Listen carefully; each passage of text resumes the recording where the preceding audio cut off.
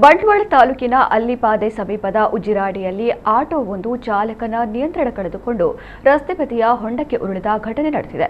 ಘಟನೆಯಲ್ಲಿ ಆಟೋ ಚಾಲಕ ಪೆರಿಯಾಪಾದೆ ನಿವಾಸಿ ಸಂಶುದ್ದೀನ್ ಹಾಗೂ ಇತರ 4-5 ಮಂದಿ ವಿದ್ಯಾರ್ಥಿಗಳು ಗಾಯಗೊಂಡು ಬಂಟ್ವಾಳ ಸರ್ಕಾರಿ ಆಸ್ಪತ್ರೆಗೆ ದಾಖಲಾಗಿದ್ದಾರೆ. ಶಾಲೆಯಿಂದ ವಿದ್ಯಾರ್ಥಿಗಳನ್ನು ಮನೆಗೆ ಕರೆದುಕೊಂಡು ಹೋಗುತ್ತಿದ್ದಾಗ ಈ ಘಟನೆ ನಡೆದಿದ್ದು, ಬಂಟ್ವಾಳ ಸಂಚಾರ ಪೊಲೀಸರು ಸ್ಥಳಕ್ಕೆ ತೆರಳಿ ಪರಿಶೀಲನೆ ನಡೆಸಿದ್ದಾರೆ.